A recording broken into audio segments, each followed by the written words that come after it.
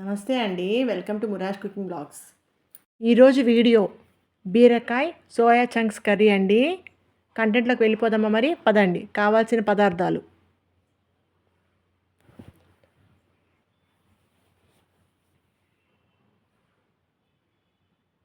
Stove మీద గిన్నె పెట్టండి, లో ఫ్లేమ్లో మంట పెట్టుకోండి. మీకు కావాల్సినంత నూనె పోసుకోండి. నేనైతే 3 టేబుల్ స్పూన్స్ పోసుకున్నానండి.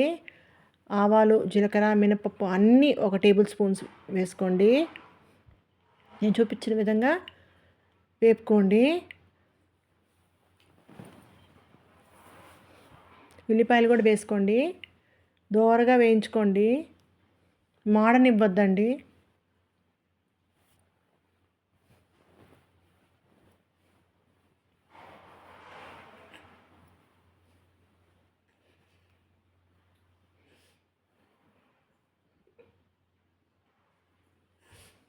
అల్లం వెల్లుల్లి పేస్ట్ అండి, ఇంట్లో చేసుకుందండి, ఫ్రెష్ది.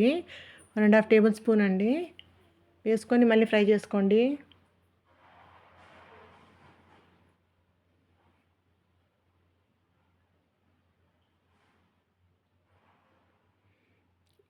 ఇప్పుడు చిటికెడు పసుపు,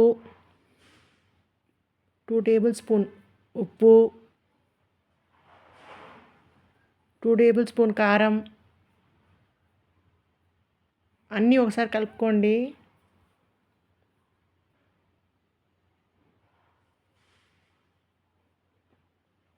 మాడనివ్వద్దండి.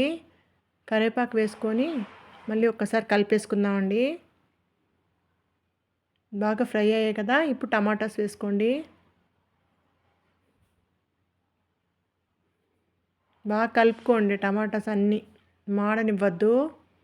నేను మళ్ళీ అదే చెప్తానండి, కలుపుకుంటూ ఉండండి. అడుగు అంటనివ్వకండి.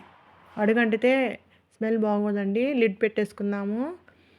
వేరే గిన్నెలో సోయా చంక్స్ వేసుకొని ఒక గ్లాస్ నీళ్ళు పోసుకోండి.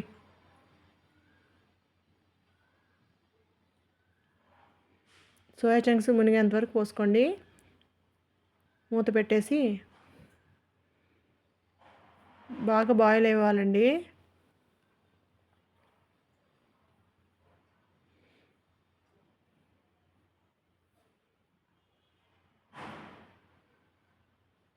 టమాటాలు బాగా ఉడికిపోయాయి కదండి. మళ్ళీ ఒక్కసారి కలిపేసుకొని బాగా బీరకాయలు వేసేసుకోండి. ఒక విషయం చెప్దాం అనుకుంటున్నానండి. బీరకాయ కానీ సొరకాయ కానీ బొటన్ వేలుతో గుచ్చితే లేతగా దిగాలండి. ముదురుదైతే బాగుండదండి, కూర చేదవుతుంది. సరే అండి, బాగా కలిపేసుకోండి. దీంట్లోకి వాటర్ ఏం అక్కర్లేదండి, బీరకాయలో ఉన్న నీరే సరిపోతుంది కూరకి.